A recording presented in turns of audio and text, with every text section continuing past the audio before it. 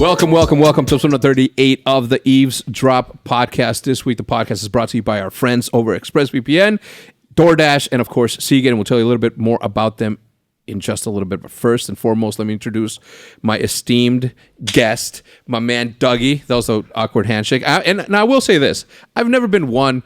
I can't. Why'd you come sleeveless? You want to know the real reason? Yeah. Honestly, like this isn't like because I'm like, gotta flex my. Yeah, sure. No, because every time I fly and if I play Call of Duty too, if you ever watch me at an event, my armpits sweat like crazy, and I'm not trying to get like smelly, sticky. And I know it's hot here in Texas. I was here last year at this time, so I know how this humidity gets. I don't want to come up here with pit stains, honestly. Okay. Well, we have Doug Censor Martin, the legendary. You had one of the craziest ascensions to fame that I've ever seen in my life, and it was a good time. I think that might go down in history as one of the rallying moments for the Call of Duty community, because what you did to go. We can talk about you flying down to meet Yannet and all that. Yeah, it's part of my life. Okay, man. okay. Yeah. The thing, yeah. Just you can move this around. You get comfy. Just like right over here. Is this good, bro? The way you move, it's cool. All right. Okay. Here we go. All right, let's do it. Okay. Yeah. So, as I was saying, one of the coolest ascensions you had to fame, because everybody rallied around Doug Censor Martin, and you had one of the wildest decision-making stories of. What was that, like an instant thing that you decided when she replied? And tell us that story really quickly, because it plays a big part in the Doug Censor Martin story, because you literally you did something that nobody else would ever have the balls to do. Right. Yeah. In my opinion. Well. Yeah, I don't know. I mean, I just feel like it all depends on the person that you are too. Like I DM'd you yesterday saying, hey, I want to, because we were talking about going back and forth about this podcast for a while. And I was like, it would be more convenient if we did it at Champs. And you're like, dude, I want to do it before Champs. I kept that in the back of my head. And I just DM'd you yesterday. I said, yo, I'm down to do this podcast any day. And you told me, what about tomorrow? Next day, just let me know. I said, tomorrow works for me. And then 12 hours later, I'm sitting here with you. Yeah. I just think you need to be quick to just make decisions. And you have to be honest with yourself and just know the type of person that you are and what you're looking at in terms of like where you're trying to get to in your life and how you're going to try to get there and the decisions you're going to make to get there. Yeah. And for me in that moment when I made that decision, it was kind of just like, well, I got nothing better going on in my life. Why don't I just do something that's fun and exciting, right? And vlog it. If I'm going to be a YouTuber. I mean, that was a scary time for me, man. That might have been like the lowest moment in my life at that moment. Tell me about that. Why? I came back to Call of Duty because I give Nadeshot a lot of credit, but realistically, you're the one who deserves all the credit because you're the one who really gave Nadeshot his platform. He put in the work, but without you, he would not be where he is today right now. You are the actual walking god of Call of Duty. Thank you, but I think and it'd be really easy for me to say, but it is true though. You can't change my mind on that. You can't. Fine, but I think I just created a shortcut. I can open doors all day, but it's up to the individual to walk through the door and make shit happen. I wish I had this guy as my mentor. Coming out, I was dropped out of college. I was scared. I did it because of Nadeshot. Yeah. So all right. Let's not talk about your trip just yet. About on your. So let's talk about the early beginnings of Doug Censor Martin. Who were you before Doug Censor Martin? Who were you when you were just Doug? Not this guy. No, I'm a different person now, man. I was shy, nervous. I see you, I'd get intimidated. I remember seeing you at events back in Black Ops 1, even in Call of Duty Ghosts when I decided to come back, and that's when I was really vulnerable and scared. Yeah. I'd see you walking around. I'd see Nadeshot walking around. He was on his rise to fame, and he had this, high horse about him. Everybody wanted to be around him. Everyone wanted to take pictures with him. And I was just this, regular dude who wanted to come back. I won a national championship. So I was known in the scene, but I wasn't anywhere near like the success and level that you guys were building at the time. And I was doing something all by myself. So I was really intimidated by you guys. And I was scared because I wanted it to work out. But at the same time, I knew that it wasn't likely that it was going to work out for me. And why? Because what you just said, I think a lot, like millions of people say that on a daily basis. Well, if you just look at the statistics, first of all, to be a pro gamer is hard. Second of all, to be a top Call of Duty pro gamer specifically is hard. Third of all, to win. And then not only the players that win, how many players win every few months? How many of them are able to support themselves without having Call of Duty? Mm-hmm. I feel like I'm the luckiest guy in the world, honestly, to be able to do what I was able to do. And I went in high school every day. My grades went from like 95s, high honor rolls, to low 70s, graduating like bottom of my class because of how much Call of Duty I would play and how much I would sacrifice. Dude. I sacrificed so much, and I got so lucky. So for all you guys out there that are watching this right now, if you want to dream, you have to make sacrifices, but at the same time, don't make the exact same mistake that I made. Make sure your grades stay the focus. Always get your grades done first, and then play as much video games, as much Call of Duty, as much Fortnite, whatever you guys want to do, just get the grades done first. If there's one thing I could do looking back, it would be that, and then focusing a little bit more on football. Yeah. At the same time, because I always wanted to go to the NFL, like the Cowboys hat you have over here. Yeah. A helmet from Tyrone Crawford. So as a kid, you grew up. You said you were a little bit of an introvert and you were shy and all that. When was it? What was it that made you say, you know what?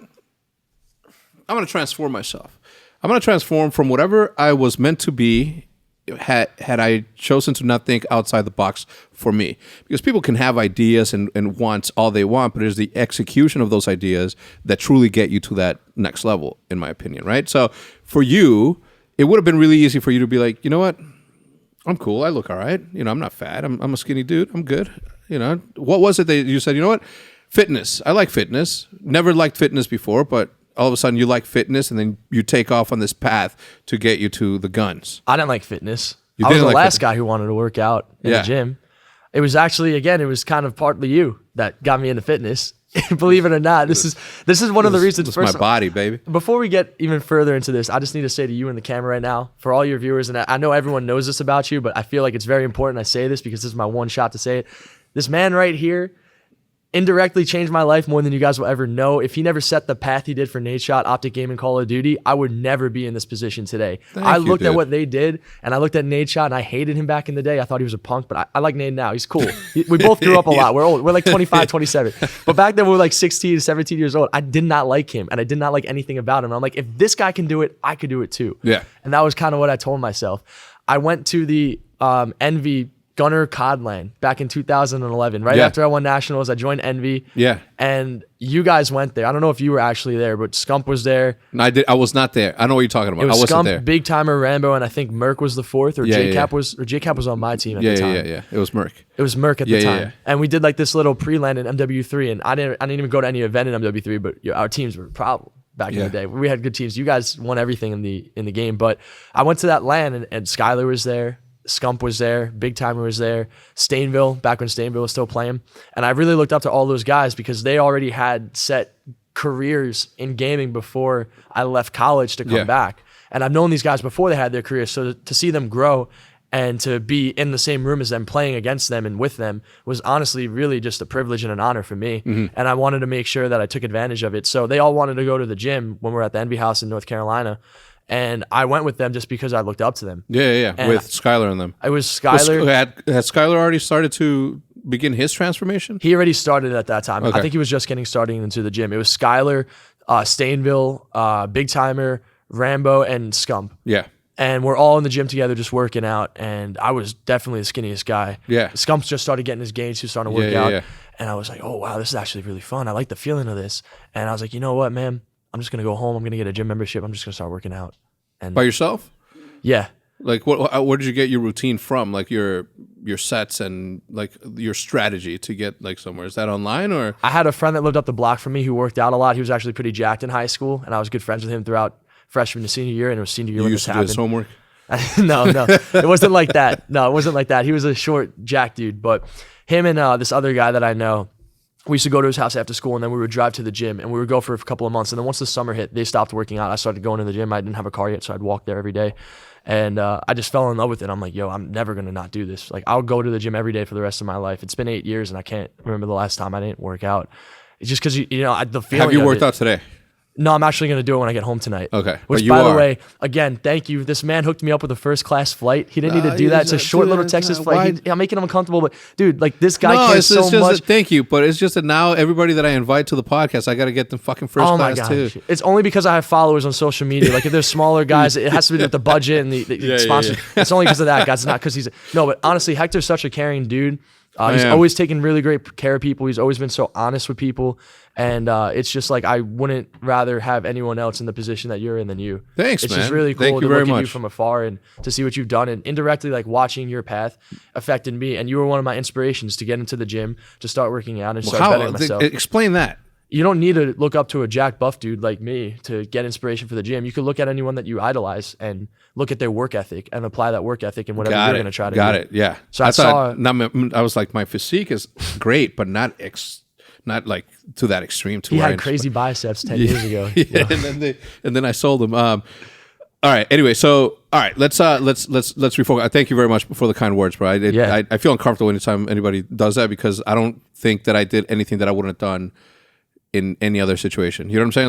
Like I didn't do anything else besides be the big brother that I've always been to my siblings. I know exactly where you're coming from.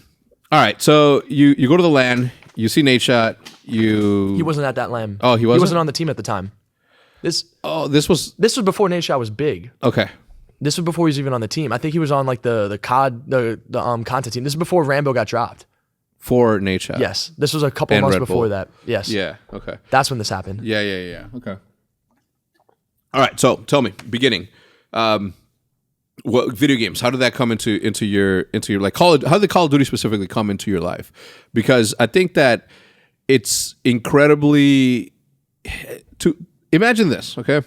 Activision or whoever develops this video game, and then from this one video game, this sort of universe happens. Like if you think about Marvel, if you think about DC Comics, if you think about like all these things, like a world was created around this platform called YouTube Call of Duty. I mean, if you itemize it, obviously YouTube had a big part of that, but it was the Call of Duty game that brought every single one of us together, right? So when did that happen to you? Like, at what point were you like, all right, I'm going to pick up this game and just play it? I don't know, because think about the accidents that had to happen that led up to the moment that you said, I'm going to play Call of Duty, and then the domino effect that had to this very exact moment. I loved Super Smash Brothers, Mario, Grand Theft Auto, Pokemon. I would always complete games 100%. I had to catch every Pokemon. I had to complete Grand Theft Auto, do all the side missions 100%. I'm so OCD about getting a task done. I always wanted to just get everything in a game. And then my friend, I was 12, I was in 6th grade. I was at his house, I was sleeping over. He just got a PlayStation 3 at the time. And he had a first-person shooter, and I didn't like those games at the time. I only play like Mario, like third-person games and arcade games and stuff like that. I didn't like first-person shooters, but he wanted to play it, so I tried it out. I was horrible. I was so bad, and it was something completely different for me. It was COD 4, one of the best CODs ever, and it was so good. I'm like, wow, this game is great. I got to keep playing this thing. So I'd sleep over his house every single night, playing Search and Destroy until 4 o'clock in the morning. You know, like S&D, not even like free for all or something where you can get. The reason that I don't like S&D only games is because the beauty about Call of Duty is that you can hop into a free for all or a domination where you can respawn a respawn game. Yeah. And you can use your gun over and over and over again until you master the recoil, until you master like the movement and all that. In S&D, you don't get those things. One of the reasons I didn't play PUBG was because of that. I didn't get a chance to experience the gun or the weapon that I was going to use throughout the game until I picked up the gun. And even then, once you pick up the gun, it could go 3 to 4 minutes before you use it once, and then you get into a gunfight with somebody who has the experience, and then you shit. Me, for example. Anyway, so go on. Rounds were a minute and a half back in COD 4. The maps were pretty simple and easy. There was rush routes you would take. I started with team deathmatch for a little bit, but then I realized that Search and Destroy is the fastest way to rank up if you were good at it, and I wanted to find the fastest way, just like how I had that mindset, complete something 100%. I wanted to prestige, get all the guns, rank up, whatever it might be. S&D was the fastest way of doing that, and I just really enjoyed the fact that you could plant a bomb and get more points. You could get like 1 kill. I think would give you 100 points instead of like 10 in a TDM or something. So like 1 kill would account to 10. Yeah. I could be wrong. I don't remember. It's been like 12 years now. Yeah. But I just loved that fact of it. I wanted to get my Silence MP5 with Blue Tiger, Red Tiger, all that stuff. Get all the camos. The good unlocked. camos. The back in the day when the camos were good. We got Dark Matter, which is pretty nice now. But every other Call of Duty, I feel like the camos just aren't there, man. Like, what happened in World War II? I don't know what happened in World. I mean, it's World War II. I don't think they painted the guns then, but Black Ops 2 had really, really good ones. They did. The Blossom was my favorite one. For some reason, it wasn't there a theory that people love that one. Yeah, if you put the Blossom on, like your shot was straighter or something. Clayster said something like that. Yeah, who said that? Clayster. Clayster? Yeah. Okay. He did win in that game, so. Yeah, He did. Maybe he has something. But he also had a ponytail at the time, so maybe that did it. So well, he just won again for the first time in without like a ponytail, 4 years. Cargo shorts. Yeah. So yeah, he's doing good. Yeah. I can't wait to get him on the podcast. Right time of the year too. Yeah. All right. So you started playing. You played that. At what point did you? What game was it that you were like, holy shit, I'm actually above average? Because that needs to happen, because when you're at the top of the leaderboard over and over and over again, and that's just natural. At one point, you're gonna be like, wait a minute, why I am always at the top of this thing? Like what is it? And then at that point, you realize, okay, now I have to play against people that are this good. January 2008, I started playing COD 4. I was trash. I remember Strike Zone Domination. I went 3 and 38 with a knife. I was just running around the combat knife, knifing people because I thought it was good to do that. August came around that year. I got my first PlayStation 4. I was going to my friend's house every night from January to August playing. I got my PlayStation 4 August 21st. Started playing COD 4, made my account Dougie Fresh. In like a month and a half, I was 10th prestige because I just loved the game and I already learned all the rush routes. For World at War. No, in COD 4. Oh, COD 4. So I wanted you to were keep number one in the prestiging. leaderboards in COD 4? Not in COD 4. Oh. So then I was too late to the game. I started in August. And then World at War came out in November that year. I became a freshman in high school. And that's when my addiction for Call of Duty really sunk in. It started in COD 4, but in World at War, right off the game, like starting day one, I just wanted to rank up faster than anybody and just be, I guess I thought at the time, the best in the game. And there was no money or anything. I didn't even know about a community. I don't even think there was one at the time, really. Yeah. You would know better than me. Yeah. But I kept playing the game, and before I knew it, like after a few weeks, I was top like 500 in a few weeks, and I said, oh, I could sustain this if I keep going. And then my grades started slowly going down. I started playing more hours in Call of Duty. By like February, I was number one in the world. There was like 3 guys in front of me, but I knew every day I was just doing the numbers in my head. I was getting like X amount of more wins than they were. I was putting in a little bit more time, I guess. And I realized I was going to win eventually. And then the guy who was number one at the time, his name was Cole Pinocchio. He's some guy from Germany. Yeah. I'd always look because he'd always be online. And I'm like, how is this guy always playing, man? Like, I got to pass this guy. And then eventually I ended up friending him because, you know, when you're on the top of the leaderboards, all those other guys care too. So I made a little friend group with the top like 20 guys on the public leaderboards. And that dude, I was like, yo, we got a 1v1 on Dome, man. So I 1v1 him on his host. He was bad. He was really bad. And I'm like, oh, wow, like if I beat this guy, I must be really nice. Yeah. So my friend RJ, which you might know. Yeah. Yeah, RJ is one of the guys I found in pubs. And he was telling me about Gamebattles. And he was like, oh, you should go on Gamebattles and play over here. I was like, no, man, I'm number one, dude. I'm the best. He's like, you think you are? Go on Gamebattles. I was like, okay. So I go on Gamebattles, and I was really bad. Yeah. I had to learn more and get better. So I always wanted that challenge of just being the absolute best in anything that I did. And I thought that was the spot to be. Yeah.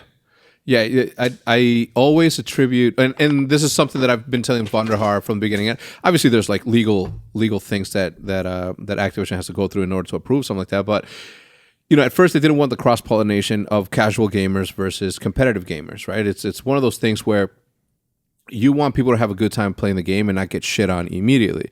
But I always said that if there's achievement hunters like you wanted to be at the top of the leaderboard, so when it came to prestige, you wanted all the emblems to get to the top. If they would have said 2 emblems, if they would have had 2 emblems, your pub emblem plus your ranked emblem, and that's how you cross pollinate, people like you would have been like, wait, how come you have that extra emblem? And then they would have been like, oh, I got this playing ranked. It's like, ranked? What the fuck is ranked? It's like, oh, there's rules and there's only 3 game modes and that, and then you're gonna be like, okay, well, I have to play this because I got to get all the emblems. So you go in there, and then that's how you introduce casual, above average gamers into the competitive side of that, and that's how you grow that community, in my opinion. So Activision hire this man. I know. I mean, I'm working for free at this point for them. So this is like ideas that should have been done 10 years ago. That still could be done right now. Yeah, Listen to this man. I mean, I just saw that as like the thing, because I was an achievement hunter as well until Call of Duty 4. Call of Duty 2, I used to like. I used to care about my gamer score on Xbox, so I would play all these random like Twin Galaxy bullshit to get my score up, right? Yeah. Just like random stuff, right? That's what I used to play to get those achievements. So I figured, I'm like, well, this is the way that you do this. But when you have a $1 billion industry or $1 billion game, a business, you don't break what's not broken, and to sort of incorporate these changes like they're doing right now. Last year we went to 5v5, right? We met in the middle. But then this year, nobody knows if it's going to be 5v5. I hope it's 4v4. It's 5v. I think it's 5v5 still. What I don't know is if pubs is going to be 5v5 the way that it is today, and that's what I don't know. I think it's 6v6. I was just there like 3 days ago, I think. Okay, so you were there, yeah. Okay, what did you think of the game? We'll talk about that later. Let's continue your path to ascension. So you became one of the leaders. You met RJ. RJ was he also discovered by Ego? Was that one of Eagle's guys? When did Ego get into the scene? Because this was World at War when I met RJ. Ego was Modern Warfare 2. So it was before that then. Yeah. He might have got discovered more in competitive with Ego, but RJ's a guy I met online just randomly playing, and I thought he was really good.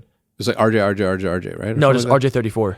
And then he changed it to RJ. He might have. He's from New York, I'm the biggest nerds when it comes to stuff like that. When it comes to Call of Duty, I remember Corvette Mike from Call of Duty 4. He was like a super famous in the community for being either top of the leaderboards on Game Battles or in Call of Duty 4. And then you had UT, Unreal Talent, which was Hasbro's clan on Call of Duty 4. That was the first clan ever to get 100-0 on Game Battles or something. Anyway, so I'm a big nerd. So RJ, you meet RJ. He tells you to play Game Battles. What happens? I get destroyed. I was really Who bad. did you play with? How did you team up with people? I took my guys that I made friends with through the public leaderboards, and I started making Game Battles teams with them. Yeah. Because I was like, all right, well, I got the squad. I was the number one guy on the leaderboard, so everybody would want to play with me. If I sent out an invite, they'd come within a snap of a finger. If they weren't on, I'd send an invite to the next guy down the list. I'd always get 6-man groups, going to search, win games as fast as possible, maintain my status at number one. I got into Game Battles. It was like March, April of that year. I started slowing down the pub scene a little bit. I still had a healthy lead at number one, and I wanted to keep it that way. I didn't want to be that guy who just gets it then lets it go. But then I realized that I really wanted to be the best, and I thought that this structured 4 versus 4 format was the way to go. So I kind of stopped caring more about the pubs and caring more about the tournaments with Game Battles. Yeah, it's like you discover this sort of underground world that you want to be a part of, right? Like it's very common in humans to sort of go where the best are, and whether it's, I mean, think about back in the 80s with arm wrestling competitions. Like it wasn't like a popular thing. It was you getting thirsty there? Your arms got. I'm not doing those, man. No. You've seen too many accidents. Too many accidents. Yeah, I wouldn't do it. Mostly because I just wouldn't do it. But I see that, and you see people, and they're like, you discover this thing. I'm gonna give you the perfect example. Okay, I was playing Vosnik, Call of Duty 2, and I was using a sniper rifle with a scope. Somebody says, oh, this guy's really good. Not me, this other guy that we were spectating. He's like, this guy's really good. Look, he doesn't have a scope. That's what pros do. So immediately I'm like, pros? What the fuck's a pro? I'm like, there's pro players in this thing? So I'm like, okay, well, if pros use it, I gotta get good with the unscoped car 98. So I started only using that and became good enough to where I can, stay up, and now I'm considered pro, right? That's what the guy said. And then I run into the OpTic guys, OpTic Black Widow, and then immediately after that, OpTic Preview, who both shitted on me. And I was just like, I'm like, okay, that's a team. Because that's not the same guy. That's a different name. That's a team. There's teams in this thing. So that's how I discovered like this whole competitive thing. So, all right. So you gathered your pub buddies who are at the top of the leaderboard. So by all, I mean, if you put it on a graph, you guys are the best. Yeah. Worldwide, not just in a little tiny Game Battles community. So you're going in there with like, we got to shit on these guys. So we play way more with that. And then what happens? Get destroyed. Yeah. I mean, 4 versus 4 and 6 versus 6, pubs versus people who actually know what they're doing is completely different. And communications, call-outs. Completely culture shock for me at the time. And I was playing, and after I'd play a bunch of games, I'd start looking at the leaderboards, and I started climbing them a little bit. Like the number 1 team wouldn't want to play with me, but maybe the number 10 team wanted to play with me. Yeah. So I would just kind of work my way up from there. I would stop playing with certain players, and I would start playing with new players. And you know how it works. You just kind of work your way up. And then there's this clan called Birkenham, which was the next best team besides for Next Threat. And I was like, all right, well, this is the spot to be on. And we weren't as good as Next Threat. We were right there, but we weren't as good. NXT? Is that what the Next Threat was? No, NXT? TT. Oh, yeah. Vengeance's team. Vengeance and Flawless. Vengeance and Flawless. They were really big in COD 4 too. They had like the best duos record on COD 4. So they were like the first good Call of Duty team on PlayStation. And that was like the team you wanted to play for if you were on PlayStation playing Game Battles. So I went all throughout World at War playing on Birkenham, who we would grind the game more, but we were known as the second best team. We weren't the best. And then Modern Warfare 2 came out. And then that's when Mutation, I think, won the national championship with Pluto. And I don't know, was it Pluto? Holy shit, that's a throwback name. Wasn't Nadeshot supposed to win that? And then Pluto and Mutation and them beat him in Modern Warfare 2? Yeah. That's what happened. Yeah. But during that year, I was kind of getting involved more into the scene. I'd start playing in those, like, I guess, 8s, right? Like how we call them today. But I was like kind of seen as like a bottom player. Nobody really cared or thought I was that good. But I just had this like determination in me to just win. I was like, if this guy can do it, I can do it. I just kept telling myself that if there's another human out there with hands and a brain that's doing this, then there's nothing stopping me. Yes. I can do this, man. I feel the same way. I got it. Yeah. I got it. I just got to put in the time, And I was crazy about it. Like I almost obsessed over it. I think that's the reason why I had success, because if I didn't have that passion, then maybe I would have just been average in everything I did, and I would have nothing to show for it. Yeah, the crazy thing about that is that you have that personality where you just are able to identify what it is that you want to do, and then you just laser focus on that, and you're so dedicated to it. There's no stopping that. It's like that's your goal. You're gonna meet it, and that's that. Which leads me to, the path that you went down, like all has to do with your attitude towards yourself, not towards what you want to do, not to any external factors, but to yourself. You see yourself as something, and that's what you want to be, right? I've been the same way like all my life too. like even in corporate America when I used to work there, like I always tell myself as like not the I wanted to stand out as an employee. I didn't want to just be an average employee. I wanted to be the employee, right? And obviously, whatever happened. But it's that sort of personality. Is that A-type personality? I don't even know. Do you know? There's like A-types, right? A-type personalities. Matt, where's my Jamie at? A-type personality? You have Google there, Matt. Look it up. Anyway, so. All right, which is when's your first LAN and what was the experience there? MLG Dallas 2010, 11 December. Oh, okay, all right. Well, what game? March of 2012. Modern Warfare 2. No, I'm sorry. March of 2011. 2011. Yes, so that Black was Ops 1. Black Ops 1. Yes, we got 8th. You got 8th. Who was your team? Vengeance, Virus, Censor. Next threat. Virus. Holy shit. Yeah. Yeah. And we would have won the event too if Virus didn't get a food. He got a virus. Yeah. Yeah, something right. We lost the leverage. Game 5, 5-5, TP, 1v1s versus Censor. Sin had it. He just choked it. Yeah. Virus choked. He got turned on by Bobby back in the day. Bobby Hamwee. It was Bobby, Scump, Hecz, and TP. Yep. He got turned on by Bobby 5-5. The easiest kill of his life. We had it. We were the better team, and we knew it. And we're like, yo, this team is just on another level, and we had them. So we got this tournament, guys. There's nobody else who's going to stop us. Yeah. That night he got sick. We miraculously beat the team we played. Next day we played Fizzerp's team. Rest in peace. Yeah, rest in peace. We almost beat him 3v4. I can't believe that. 3v4, we almost beat him. Wait, so was it now, when you say 3v4, was it literally 3 or literally he was just 3. not on the map? No, Virus literally was not at the venue. Okay. He was in his hotel room throwing up. Jesus. And it was me, Vengeance, and Sin. We went up 2-0 in Havana CTF, 3v4. And then, of course, after time, but we put up a good fight. If he was there, man, I'm confident we would have had it. Yeah? Yeah. Imagine the turn of events there. Imagine your path if you would have won that. And maybe it would have been worse. I mean, maybe everything happened for a reason. Yeah. The adversity and the struggle. Think about this, right? Were you working out at that time? No. Okay. Now, think about you win that. Why would you change anything? Why would you change your lifestyle? Why would you change something that's not broken? No, maybe not. Think about that. That's fucking wild. But we didn't win until the last tournament of the year. You guys did end up winning. We ended How up many winning championships do you have? 4. 4.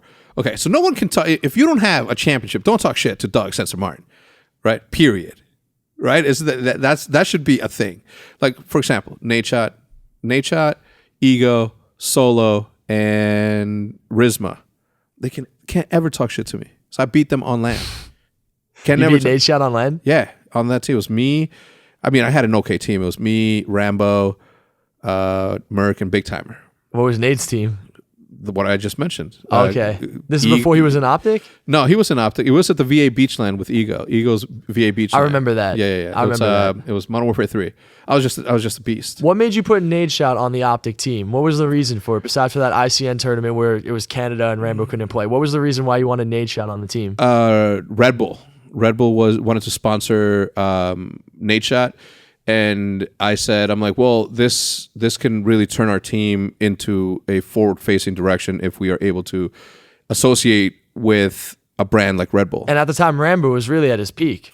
Yeah, he was doing really well. But I mean, those other external factors, but the Red Bull decision was one of the main ones. I did what I felt was best for OpTic. It put us. People hated you for it for a little bit too. For a little bit, yeah. And I'm okay with that. I'm not okay with it. I don't like it when people hate me. Because. I don't know. I care about what people think of me, which is why I carry myself a certain way. It was the best decision for OpTic at the end of the day. Yes. It put us on a map externally outside of Call of Duty. I did the right thing, 100%. I don't regret a second of it because, it let us, not only that, but look, because Nadeshot was on his climb to be a very popular streamer, right? He was a very popular Call of Duty personality. That is why Red Bull wanted to sponsor him. The only thing that could have kicked him up even higher or put more gasoline to the thing that was happening there was for me to put him on the team. And obviously with the external factors that were happening with Canada, with Rambo and this, that, and the other. And, it's one of those tough decisions that I had to make because I love Rambo. I mean, to this day, I consider him one of my favorite people in the world. He's such a good dude. He is. But I had to do what was right for the business. You know what I'm saying? I wanted to make sure that what was right for the whole team and not just a team. You know what I'm saying? So I think that we added a lot of fuel to Nadeshot's fire because now he was on the most popular Call of Duty team. Everyone's giving him slack saying you suck. Why are you on this team right now? And that drove him too. Yeah, he was like, all right, well, if you think I suck, watch me. Yeah. Let me drink my Red Bull and start playing, right? Yeah, I mean, and at the time, the hatred's always going to come from people that don't look inwards towards their own situation. People didn't like OpTic because of how popular they were by not being the best. You know, they saw us that were creating content, but we were the best at creating content. We were the best at something. We may not have been competitive or that competitive, but we ended up winning some. I mean, look at the trophies. Yeah. Right? There's a lot of them. But we focused on different things and other people hated us for it, even though we were bringing audience to them as well. It wasn't just it wasn't just an OpTic thing. Everybody benefited from everything that we did. Call of Duty esports would not be around today Correct. if it was not for OpTic Gaming. Correct. And you. Yeah. Because when we stepped back into Call of Duty, into competitive Call of Duty during Modern Warfare 2, I think, or like towards what came before Modern Warfare 2, as I look over there, Call of Duty, World at War. We had already reached fame and popularity on YouTube. We were already making money on World YouTube. at War? No, on MW? Yeah, I mean, since Call of Duty 4, really. And Modern Warfare 2 really set us on the path that we're on today. But when we had 300,000 subscribers on YouTube, and this was way back when. Nobody had 1 million at this time. Nobody had 1 million at this time. Nobody had 100,000 at this time, right? It wasn't that the scene we were building, we were creating, and we were bringing audience to that too. It wasn't just Call of Duty that we helped build. We helped build the gaming community on YouTube, like from the beginning. Right place, right time, whatever. But you know, we brought a lot to the table because it would have been really easy for me to be like, hey, we're making money without the stress of competing. Why don't we just continue to be YouTubers and only YouTubers? But I had this passion for competitive Call of Duty, and I said, well, we're already the biggest here. We're already the biggest Call of Duty team ever on any platform. We're the biggest Call of Duty team, period. Why don't we go and try to compete again in Call of Duty, which was how, you know, OpTic started. So when we had 300,000 subscribers, that's when we reached out to, or Diesel reached out to the pro players, and then we came down that path. But they hated us because they're like, well, what the fuck? We're winning. We're the champions. Why aren't we as popular as OpTic? Right? It's because we were doing the extra work. We were doing what you're doing. Maybe not winning, but we're doing the same hours of training, the same hours of competition, the same tournaments of competition. But on top of that, we were also creating video game content on YouTube and for YouTube. So people didn't understand that. Now they see it, obviously, but it was one of those things that we forced ourselves to do. So when we were there and I saw the opportunity for, you know, because Nade got that big and then Red Bull looked at him and I'm like, okay, the only way to add fuel to his fire is to put my mans in the most popular team, and then boom, bro, it exploded. Instantly. Yeah, it was the talk of the town. That's when I came back. Instantly it happened. Yeah, instantly, bro. And then from there, that just added fuel to his fire, and the rest could be considered history. There was a point he was getting like 30,000 concurrent viewers on Twitch just streaming the 2Ks every weekend. This is before, I mean, today at this point in time, Dr. Disrespect is one of the biggest streamers. He was streaming the Modern Warfare reveal. He was getting like 30,000 viewers at that, and he's one of the biggest guys. Yeah. Nadeshot was doing this way longer. Like, I know this is kind of an off-topic thing, but everyone's like, Ninja's the face of gaming. To me, Nadeshot's the guy who really was the first one. Yeah. You know? Yeah, but it's the age of the internet. Trends come and go like that. Yeah. They are in and they are out, bro. You think about how popular Fortnite was last year and think about where it's at right now.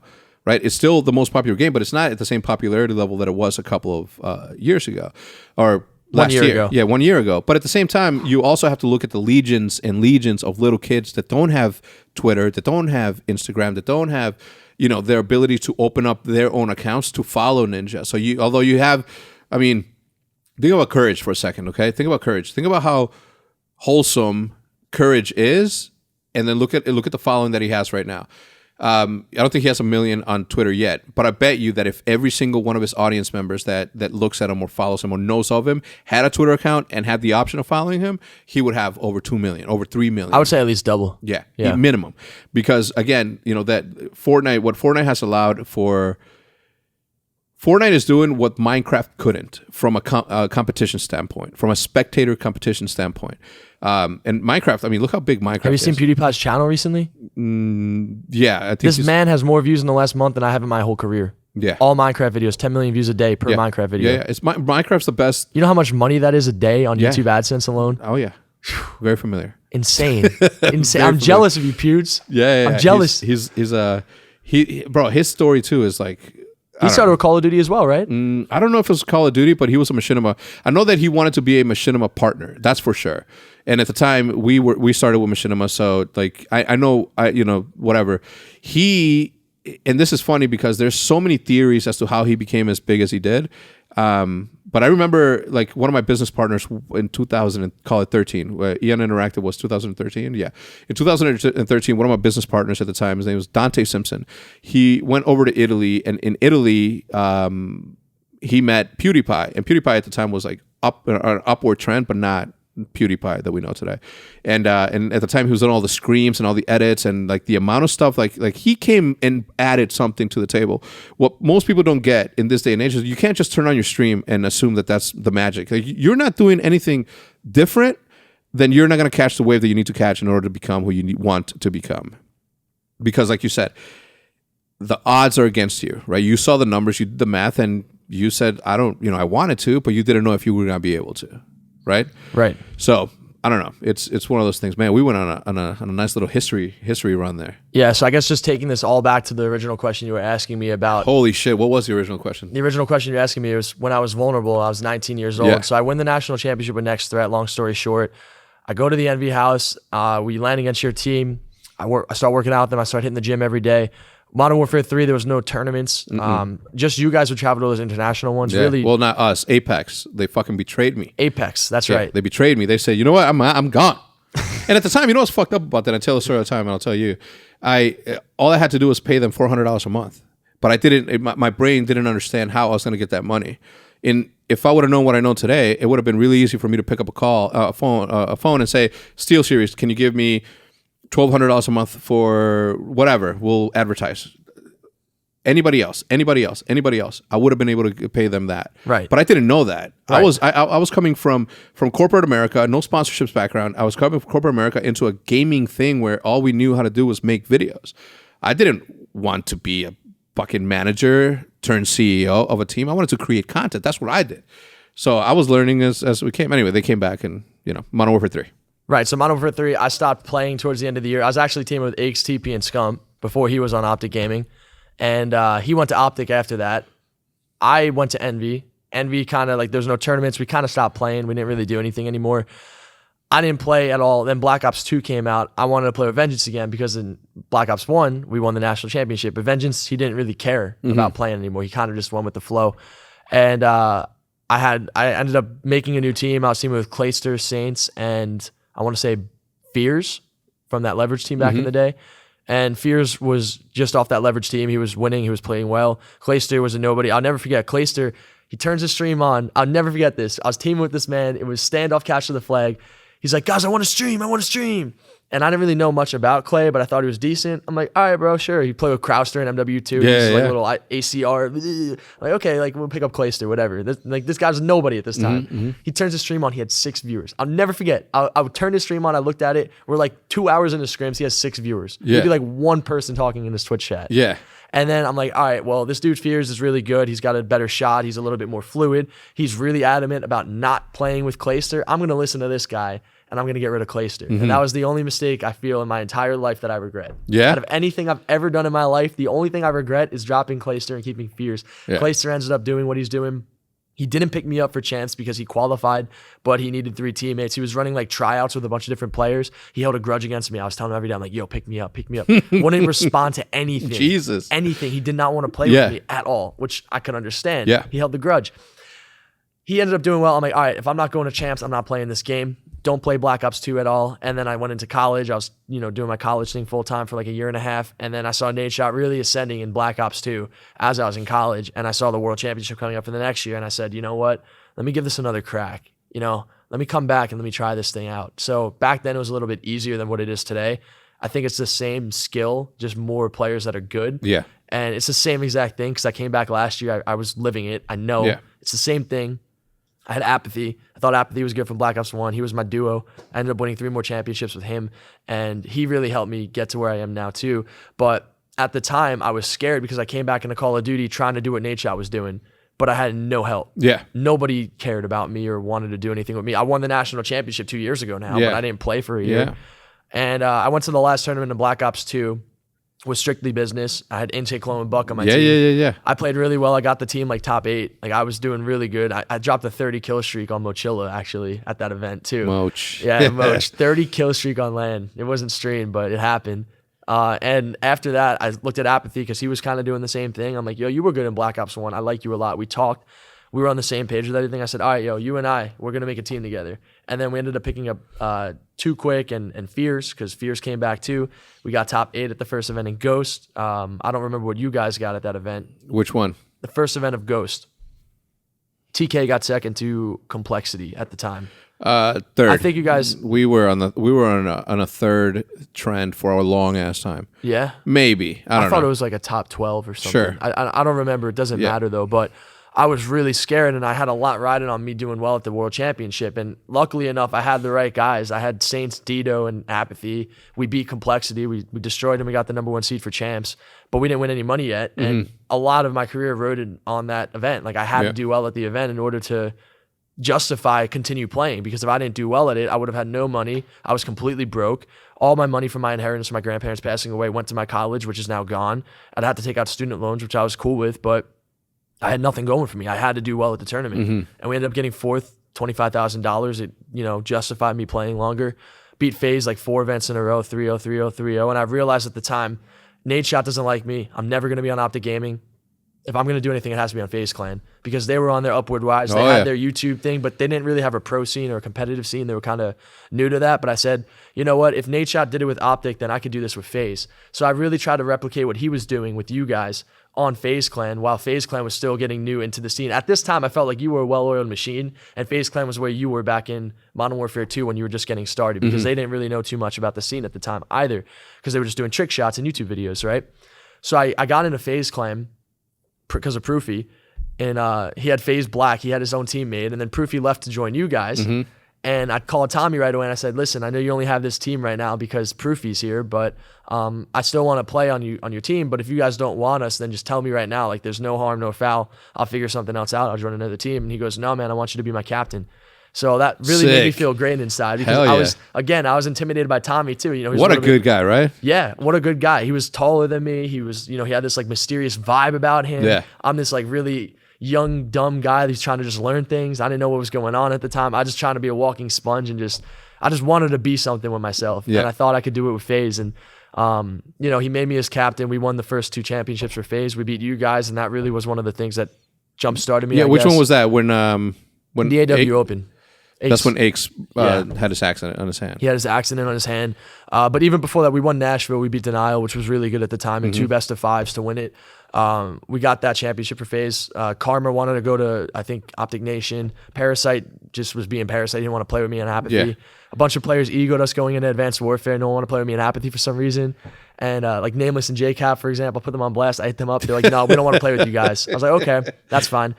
So we ended up picking up Neslo and Dido, and then we pick up Hecz for, I want to say for Dido. And then Neslo was playing good, but I saw Slash was available, and I watched him at the finals in Ghost. And I was like, I need Slasher. This guy's really good. Yeah. Nobody thought he was good. I'm like, I need Slasher on my team. I hit him up right away. He's like, Faze Clan, I'd love to join you guys. I'm like, we'd love to have you, man. Welcome to the team. And then we won the event again. So, that's nuts, bro. Dude, he's such a... I to this day, like next year when franchising comes, if I get a franchise spot and a league spot, I'm hitting up Matt. I'm like, listen, what's Austin's buyout? I need that guy on my team. There's just certain players you just know. Yeah. He's one of those guys, and I'm really happy for him to win a ring too, because I just think he deserves it. But yeah, he's nasty. He's a good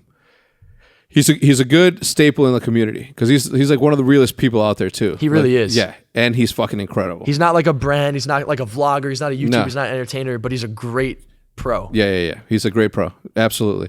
All right, let me give a quick shout out to the sponsors, and then we'll get back to the conversation, because I want to go from here immediately. When we come back, I want to talk about the trip that changed. Well, I guess your life had already changed, but the trip that lit you on fire. Okay. Started my way. All right, just give me a second. Let me give a quick shout out to the sponsors, as I said. And at the beginning of the podcast, I mentioned the DoorDash coming back for a second week in a row. I certainly appreciate that as a user of DoorDash. In fact, they just sent me a text that said, "Are you hungry?" And yeah, I am. I don't even know how they knew that I was on a diet and I hadn't eaten anything since breakfast with Crimsix this morning. But just as I said before, if you've ever had a long day at work, which I just had, a tough day at school, which you probably do whenever you're not on vacation and not being lazy, not doing anything, enjoying the sun and going to the pool, or still stuck at the office, which I am. As you can see, you got to treat yourself to the meal that you deserve on demand from your favorite restaurant. Restaurants come to you with DoorDash. Okay, DoorDash connects you to your favorite restaurants in your city. Thinking that today I'm going to go with a little buca di pepo, have some little pasta, even though I'm not supposed to, but I'm gonna. Anyway, ordering is easy. Just use a DoorDash application and you choose what to eat, and a Dasher will bring it to you anywhere you are. Not only is that burger place you love on DoorDash already, but 310,000 other amazing restaurants are as well. DoorDash connects you to door-to-door delivery in over 3,300 cities in all 50 states and Canada. Obviously, I mean Canada. Order from your local go-tos or choose your favorite chains like Chipotle, Fire. You can't use your celebrity card there though, so you're gonna have to pay, your full amount. Wendy's, Chick-fil-A. Not a big fan personally of Chick-fil-A. Censor, you ate like 30 nuggets, like you said. I just saw Hitch eating something earlier today, and the Cheesecake Factory. So don't worry about dinner. Let dinner come to you with DoorDash. Right now, our listeners can get $5 off their first order of $15 or more when you download the DoorDash application and enter promo code Eavesdrop. That's $5 off your first order when you download the DoorDash application from the App Store and enter promo code Eavesdrop. I don't know who would order anything less than $15 worth of food though. So that should be like the easiest thing to do. Again, that's promo code Eavesdrop. That's AVESDROP for $5 off your first order from DoorDash. Download the DoorDash app and enter promo code Eavesdrop to get $5 off your first order, $15 or more. Second sponsor, ExpressVPN. They coming back for like the fifth time, and I certainly appreciate them coming back because having companies like that support a passion of mine, which is this podcast, I certainly do appreciate it. Admit it. You think that cybercrime only happens to other people. You may think that no one wants your data or that hackers can't grab your passwords or credit card details off of public Wi-Fi, but you'd be wrong. Okay, it is the simplest and cheapest ways for hackers to make money. When you leave your internet connection unencrypted, you might as well be writing your passwords and credit card numbers on a huge billboard for the rest of the world to see. That's why I decided to take action and put not only ExpressVPN on my phone, but also here at the Hecz quarters. As you guys know, back in the day, we used to get Seth to this day, Scumpy to this day, doesn't have his Instagram because of a situation like this. So ExpressVPN secures and anonymizes your internet browsing by encrypting your data and hiding your public IP address. ExpressVPN has easy-to-use applications that run seamlessly in the background of your computer, phone, and tablet. Turning on ExpressVPN protection only takes one click. Using ExpressVPN, I can safely surf on public Wi-Fi without being snooped on or having my personal data stolen. For less than $7 a month, you can get the same ExpressVPN protection that I have, and ExpressVPN is rated the #1 VPN service by TechRadar and comes with a 30-day money-back guaranteed. Protect your online activity today and find out how you can get 3 months free at expressvpn.com/Hecz. That's expressvpn.com, spelled expressvpn.com/H3CZ for 3 months free with a 1-year package. Visit expressvpn.com/Hecz to learn more. I don't know what more you need. I just told you the deal, gave you some true facts of the fact that your stuff does get stolen. Mixwell, when he landed in the United States, Twitter, gone. So again, expressvpn.com/Hecz. And that's that. And of course, Seagate. Seagate is the #1 sponsor here at the Hecz quarters. They have allowed us to scale and grow as quickly as we have to be able to have a place to enjoy, create content, and be as creative as we can. So again, thank you to Seagate, Seagate.com. Go check out their products, especially if you're a content creator. It works for you. So again, quick shout out to ExpressVPN, DoorDash, and Seagate. All right, so you are coming off of the. Okay, so when was it? Tell me when it was that you say that you tweet at her, she replies, and you fly out. Tell me how that happened, because it was a viral moment, not just in Call of Duty, but the Call of Duty, because of the community in Call of Duty. Everybody was like, "Fucking go, Doug! Let's fucking go, bro!" And then everybody from other scenes, whether it's Counter-Strike or whatever, everybody's like, "Yo, this guy's wild, bro! He's about to go to Mexico and shit. Doesn't speak Spanish like that with no one." Tell me how that happened, because again, not a lot of people will ever have the balls to be that spontaneous and go for it. No one does that. Now I think it would be easier for guys to do it. I feel like the road has been paving and people are just down to do things for content. But back then, it wasn't really a thing at the time. All I knew was that I wanted to be the Nadeshot of Faze Clan. I beat Nadeshot in OpTic in the clutchest moment ever. I honestly think there was never a moment in Call of Duty history. You could argue maybe Black Ops 2 with Killer's 1v1. The moment I had was probably one of the greatest Call of Duty moments, and I might be biased when I say this, but I made the play, and then right after that, I'm talking like 2 hours later, Temper's coming to my ear, "We want to make Hecz the captain." And I'm like, oh, red flag. I'm like, red flag. I'm like, all right, let's talk about when we get back to New York. I go back to New York. I'm sorry I'm going off the tangent. But Please. I didn't know important this. to the story you're asking me right now. I was like, oh my God, no, because I still didn't feel... I didn't feel like the man on Faze. I didn't feel like the guy, the face, the staple. And I wanted to be that so bad. And I didn't know how to go about it either. I was still young and I was still learning. So I'm not trying to say like this is Faze's fault or anything. But this is just what happened. And he's like, we want to make him the captain because Hecz at the time just passed Crim 6 for the most championships. He did it with he had a broken thumb essentially. We did it in 2 best of 5s. It was almost as a miracle story like this Mexico trip you're talking about. In Call of Duty, this was a crazy accomplishment to be able to do what we did versus 3 of the best players of all time. And then Nadeshot, the Codfather in a sense, right? And they're like, we want to make him the captain. So we go back to New York. I'm with Tommy and Banks, and they're like, listen, he's like the most accomplished player. We bring him onto the team. He wins right away. This guy's going to get us a bunch of championships. And I was like, listen, if you make him the captain, he's going to drop me because he has his own agenda. Yeah. Even though we just won, he won't play with me. Yeah. He just wanted to use me to get back on a good team because nobody wanted to play with Hecz. But I picked him up and I took a chance on him because I knew I could have gotten something out of him at the time. And I did. He did his job and we won. Symbiotic relationships. Yeah, he did his job. We won well. So I think Scum's coming in here right now. Don't worry about it. Okay. What's up, Seth? I don't think it's Seth. Okay, it's not Seth. Whatever. Anyways, we'll cut that, I guess. Oh, it is Seth. It is Seth. What's up, Seth? I'm here to steal some shit. Okay. You like Faze Rug? Yeah, it's cool. You got him popped up? We saw that before. All right, just for you guys listening on audio, Seth just interrupted us. And let me describe what he's wearing, okay? He's got a shirt with a silver moon and a dolphin. Crazy wild socks and some sandals. Anyway, so. Yeah.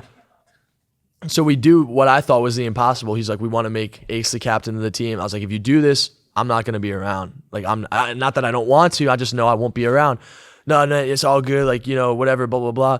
Hecz, of course, next event, no matter what you say, you could ask my teammates. He threw a tournament. He did not try at the tournament. He threw it. Which one?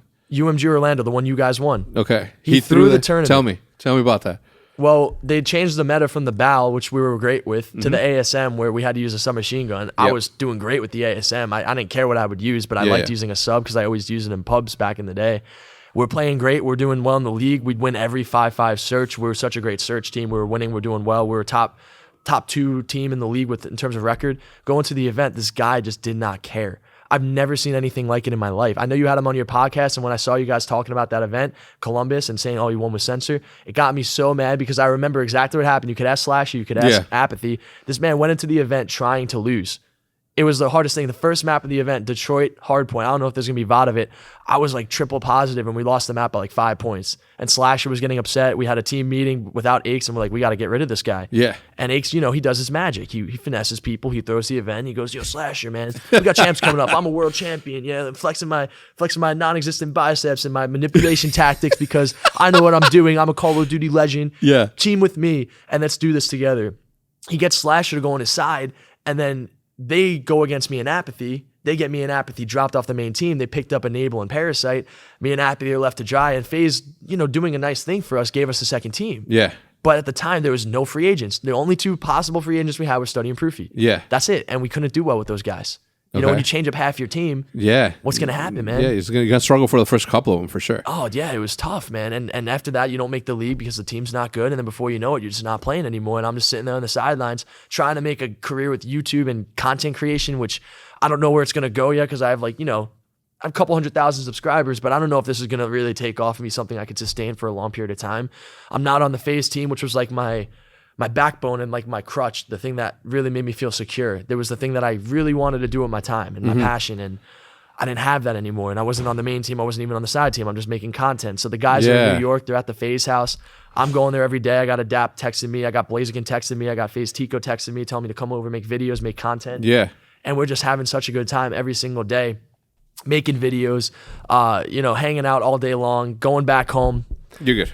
Just having a fun time and just growing on social media. And I'm like, oh, wow, like this is something we could, like, I love this too. This is great. Like, I'm a competitor, but this content stuff is really fun too. I enjoy this a lot. And you're actually seeing like instant gratification of growth. The instant gratification of growth. That's because of the Faze House. Yeah. Faze House, New York, man. Yeah. Anyone who would go to the Faze House to make content would instantly get growth. So I was just right place, right time, honestly. Yeah, look, everybody talks about the OpTic juice from way back when, but the Faze juice is just like that nectar. It took time, though. It took a lot of time and a lot of people making videos for, almost a decade now. Yeah. Oh, no, of course. It's incredible what Faze has become today. Yeah. Oh, yeah. And Fortnite takes us to another level. But anyways, I'm going to this New York Faze House every day. We're making videos. We're having fun. I make the cheeseburger video right before the event that we beat you guys in November. You never had a cheeseburger up until... That's weird. How as an American boy, how have you never had a hamburger? My mom would try to feed it to me and I tell her no. What was it though? I guess I'm just weird. I don't know. If I don't like something, I'm just very direct with it. I just said I don't like how this thing looks or smells. And then you never had a hot dog either. Oh God, no. Hot dog's even worse, man. I'll eat a burger now. I've changed a little bit. My hot taste dogs? buds probably No changed. hot dogs? I don't think I would like a hot dog, man. Have you ever had one? Gross. You had one. You tried it. Yeah, I got punched in the face by Apex after I ate it. Why? My mom was there too. Why? It was part of the challenge because that's how you have to be as a YouTuber. It's like, of course. Well, if you don't like this hot dog, then what's the challenge going to be? All right, well, Apex put a glove on, punch me in the face. Yeah. Man. My mom's right there. Douglas, are you going to be okay? It's just fun. Like people need to see those types of things because it's something that when you're sitting at your home eating some Cheetos or popcorn, or, if you're eating your protein bars, whatever it might be, oh, this is some funny content I could watch. Like this is great. So Faze knew that and they taught me and they put me under the wing. They taught me everything I knew. They showed me the ropes of content creation and I started running with it. And I was around these guys all the time, kind of like the role model figure that you set in terms of being a Call of Duty player. Faze Clan was that to me for content creation. So I really looked up to them and I still felt uncomfortable because I always felt uncomfortable being on the Faze team. I didn't feel like my job was secure. And then when I was even making content with them, I still felt a little bit uncomfortable because I didn't want to make these guys feel like I'm using them. It's just a matter of fact that I'm dropping out of college and I got nothing going for me. I don't know what else I'm going to do with my life. I don't think anybody ever saw that as you using them. I mean, certainly not them. They understand the game very... To a level that not a lot of people do. Those guys were like natural born YouTubers. My thing is that... I mean, they learned and worked hard at it, but like this shit comes natural to them. My thing was that I was playing on the Call of Duty team. I wasn't a YouTuber. Yeah. So that was like the stigma that I had in my head. Like I am here to play Call of Duty, and if I'm not playing Call of Duty, why am I here right now? That's like the thing I kept telling myself, and that was, I guess, my doubt talking in my head. But at the end of the day, I built some great friendships, and I love these guys, and I still do to this day, even though they're out in LA and I don't see them that often. Yeah, they taught me so much. We had so many great moments together and so many fun videos, and they would all do so well. We'd have a great time. So what's really more there to have in life? If you're having fun with some people, doing well, and supporting each other, what's more than that? Which is better than anything. Yeah, it's better than anything. So that's when the whole Mexico trip came up. How did it even? I'm trying to look back at it because it's been a little bit now. I'll never forget the day I was in Blaziken's room in New York, and it was night, and there was like this viral meme going around about this like girl in a dress like turning, but she wasn't anything yet. So I looked into her and I looked up. There was a thing called Wow Sabrosa. It was like a little watermark on the video on the bottom corner. So I Googled that. I looked into it. I looked on YouTube, and they had like these YouTube highlights of this girl like turning to give the weather report. Yeah. It had her name on it. So I Googled the name. I looked into her. She had 800 followers on Instagram, like 300 followers on Twitter. And I'm like, oh, this is something fun. Like, let's just talk about this on a Call of Duty CUTCOM. So I'm sitting there playing Advanced Warfare. Hey guys, I'm in love, and I'm, whatever. She tells me to go to Mexico. You bet your ass I'm gonna do it, because I'm in this mindset of okay, let's just have some fun and let's just make some good content, right?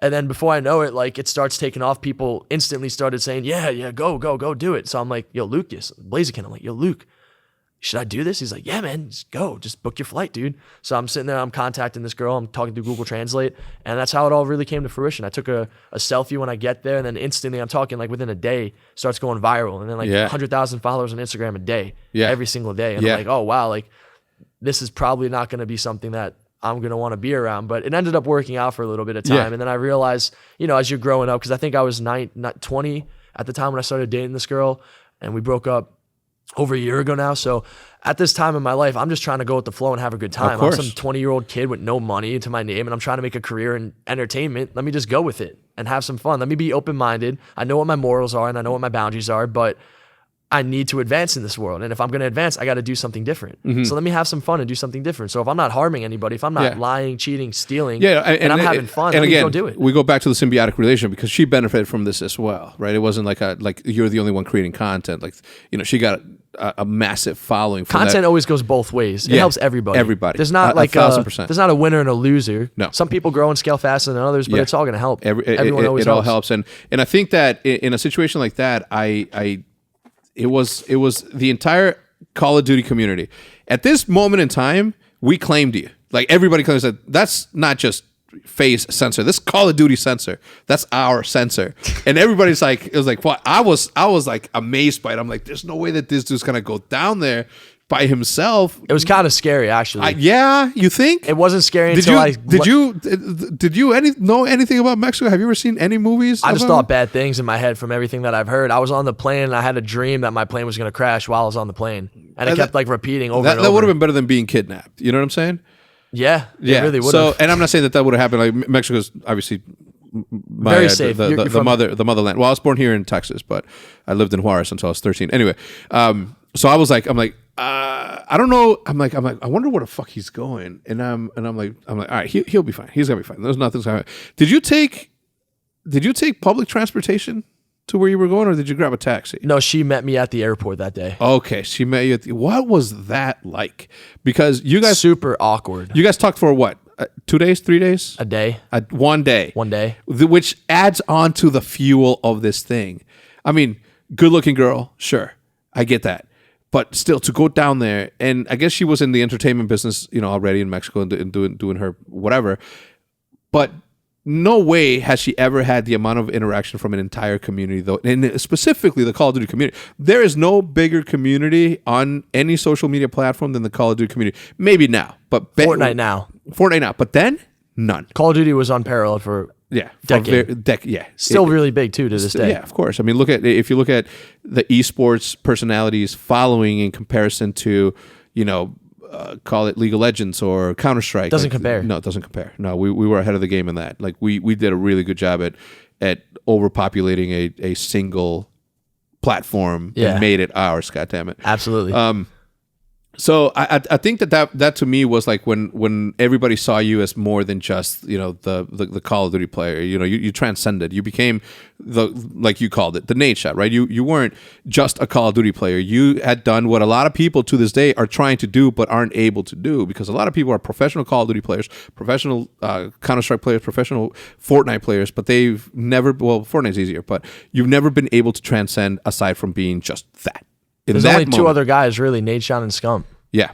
In Call of Duty, you think? I think so. From a pro player perspective? In terms of like making a living outside of COD, or like being able to do it without playing Call of Duty? Yeah. I can't really think of anyone else. I mean, dude, if you look at Scump has been uploading gameplay videos for the past 10 years. I mean, he stopped for the past 6 months, but up until 6 months ago, he has not changed anything. He hasn't evolved. He hasn't done anything. Not because he doesn't want to. It's just that he knows what he wants to do, and he does it, and he does it well. And people gravitate towards that because of his personality and all that. But if you look at somebody like you or Nadeshot, who has Call of Duty first, and then vlogger, and then unboxer, and then something else. I don't know. You're right. Not a lot of people have been able to sort of do that because it's difficult. I mean, yeah, you're good at a game, but what does that do for anybody? If you look at professional basketball players to this day, some of them who are getting paid whatever the fuck that they're getting paid, they still don't have a social media presence or a brand as powerful as some video game personalities because of the power of YouTube. And that to me has always been like the number one driving factor. Anytime somebody says like, how do I get started? I'm like, focus your time on whatever it is that you want to do, but don't neglect YouTube. You can say Twitch nowadays, but nothing is more powerful than YouTube. Nothing is more powerful. Twitch is not more powerful than you. Nothing is more powerful than YouTube when it comes to the space that we live in. You can be an incredible Twitch streamer, but if you don't do YouTube as well, you're cutting your monetary net worth in half, because you can do both well and be successful at it. So anytime I run into somebody who's like, well, I'm a Twitch streamer, I'm not a YouTuber, those are the same people that I know for a fact have sort of not had the easiest ascension on YouTube as they did on Twitch, and they just neglect it for whatever. And sometimes people just know that all they want to do is Twitch, and they don't want to overwork themselves in certain scenarios. But that's just not me. So you're with this girl, you do your thing, you create a whole bunch of content. I think you guys did the right thing and doing the couple content stuff like the yoga shit and the yoga challenges, the what else, all that other Whatever, stuff. dude. Yeah, whatever Anything. it was, anything that was. I think you guys did that very well, so well that you got contacted to be in a movie, which was fucking awesome. I killed it. Yeah, Killed it, Sharknado. dude. How was that? Great. Yeah. Did you Amazing. meet any of the other starting cast All of them. members? I was hanging out with them for like 2 days. Yeah. Yeah. Was it what was that experience like? Every single person was so down to earth and genuine. Yeah. And I don't know too much about them because how much can you gauge off in Nothing. 2 days? But Yeah. for what we were doing, we're in this really cool castle and somewhere in the United Kingdom. I have no idea where I was. I can't Yeah. tell you. It was in London. It was like 2 hours away from London. We're in this like random green, just fields of green and these mountains and hills and then these giant castles. And excuse me. Yeah. And, we're doing our hair and makeup, and I really want to be an actor, and I will be an actor, Yeah. but for now, it's, different priorities for me. But I will be an actor, and I wanted to learn, and this guy, Ian Ziering, was on 90210, the Beverly Yeah. Hills Yeah. TV series. So I'm looking at this guy, and I think he's in his 40s, so he's been around for, like, longer than I have. He knows a lot about acting, and I just want to learn. I just want to know anything that I can. So I'm just thinking about the best questions to ask this guy without seeming annoying or inconvenient to him. So Well, I mean, somebody like him, he for sure was like, oh hell yeah, I get to He looked at me kind of like a little kid that he wanted to mentor, I guess. Yeah. So I'd ask him a couple of questions, and I'm the type of guy when I'm in a room with people like that, I just want to observe them, Yeah. and see how they go about things. Yeah. You know what I mean? Yeah, How yeah. they look at things, Yeah. how they move, Yep. how they think, how they speak. Yep. And that's kind of what I do. And then I gauge them, and then I'm like, all right, like let me ask a question that I think could be valuable to me. So he was teaching me just a couple of small things that I wanted to know because, I figure if I want to be an actor, this is my path. Mm-hmm. Call of Duty, YouTube, social media, small role in Sharknado, getting eaten my face off by a shark, going from there, getting another role. I mean, and also another person, King Batch. I think he's another guy I kind of look up to in that sense too. Amazing dude. And he taught me how to do a track stance before that Challenger game what? last week. Like a sprinting stance. Yeah. I don't know if you knew he did track at Florida State. No, I didn't. I didn't know that until the event. I just met him and hung out with him for like a day. He's nice. He's a really nice guy. What a fuck! Like I knew who he was. Yeah, me right? too. Like I knew who he was. I saw him and I said, "What's up?" We were talking. People were playing, and we were just talking. And then we took a picture together. And then I'm like, as I went to tag him in my picture, I saw how big this dude actually was, and I was like fucking mind blown. I was literally mind blown. Yeah. Because normal dude, down to earth, funny as all hell, and then you see that he's like this legit fucking powerhouse, and I was Yes. just like, what the fuck? Anyway, so King Batch. Yeah, so he taught me how to do a track stance, and kind of like him, he has like some Netflix movies. I see him on thumbnails of Netflix movies, and I'm like, this would be the path that I'd have to take. I'd have to do the Sharknado movie, maybe do some auditions, maybe get some roles. I've had some couple of minor roles that I declined so far, but when I feel like it's the right time for me, I'll go head into it. Why do you decline roles? Like what came into It wasn't anything I thought that could advance my acting career. That's the number one primary thing, and the secondary thing was I was competing full time in World War II. Yeah, true. So I figure if I really want to do this acting thing full time, the same mentality I have for Call of Duty and YouTube or anything that I do, I'm going to apply it to that when the time is right. And I have plenty of time ahead of me. I'm not really focused on it right now. Plus, I have my house I was renovating. I wanted to be home with my dogs, man, Yeah. and just get my house done.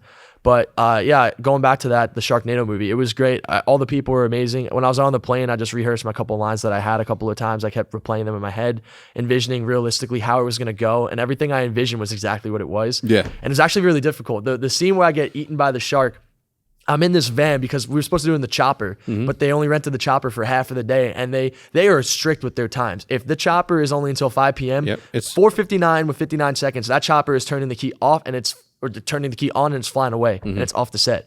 So they're like, oh, we don't have time. We got to film this again tomorrow. Can you come back tomorrow? We're going to film at this castle, blah, blah, blah. Okay, fine. Go back the next day. I'm in hair and makeup. Go onto the set. I'm in this like kind of like an Amazon Prime looking van, like this little like black van thing. Sprinter. Yeah, one of those things. And they got a Turtle Beach headset that I'm using as like a helicopter pilot headset. And I got this little fake plastic joystick that doesn't even like sit on anything. It's kind of like a thing you could just hold, like a little plastic thing. Yeah. And they're like, all right, so your scene's ready. You're going to look out into the distance. You're going to imagine there's going to be a Sharknado brewing. So at first you're going to seem like you're in control of the chopper. Then you're going to look out. You're going to start getting a little bit worried. You're going to look forward again. You're going to look out. It's going to get a little bit more intense. You're going to get a little bit more eerie and tense. You're going to, tense up a little bit. You're going to look to the back of the van where there's nobody there and say, what the hell is going on? And then you're going to look back up. You're going to play with the controller. You're going to look up and you're going to get eaten by a shark. All right, ready, go. And I have like 15 people around me, 3 cameras on me, a microphone, boom, mic. I'm like, well, this is the moment. Here we go. Like, this is what will air in this movie. So I better do a damn good job right now and not give a damn about any of these people and put on a show. Yeah. So I'm like, all right, I know this movie's going to look cheesy. I know exactly how it's going to look. How do I need to make my face look and how do I need to act? So I'm like, all right, if I'm going to get eaten by a shark, realistically, how am I going to be? I just imagine like a great white coming at me. What am I going to do? I'm not going to scream because I don't want to open my mouth and have that thing like in my mouth and its teeth. I'm like, I'm going to clench my body and like close my eyes. I'm going to be like, ugh! Like if I'm going to get eaten and die and this is the last moment of my life, ugh! That's how I imagine it. So that's what I did. I'm gonna tell you one thing. I haven't watched it, but as soon as we get off this thing, I'm gonna buy it right here and I'm gonna watch that thing. Dude, first 10 minutes of the movie, I'm like in the first few scenes. Are you really? Yeah, so everybody probably saw it. It's great. Okay. Damn it. All right. If I would have known that, I would have watched it a long time ago. You can just go on YouTube. I'll show you the scenes if you just type in Faze Censor Sharknado. I reacted to it for video. It was great. That's crazy, dude. That's amazing. Like, think about the amount of opportunities that come from this crazy world that we're living in right now. That's when people ask me, it's like, where do you see esports in 5 years? Or where do you see yourself in 5 years? I never know how to answer that because I couldn't have ever, well, I imagined and hoped what this would look like. But man, think about this. Twitter didn't exist until how long ago? 2010? Or it was a little bit 2009. 2009. So you don't know what this entire world is going to look like. So when people say, what are you going to do in esports in 5 years? Who knows? VR, AR? I don't know. It's just, like it's crazy. So, well, first, I'd like to interrupt the podcast to bring you this announcement. So thank you for making it happen, you coming out here so quickly as you did.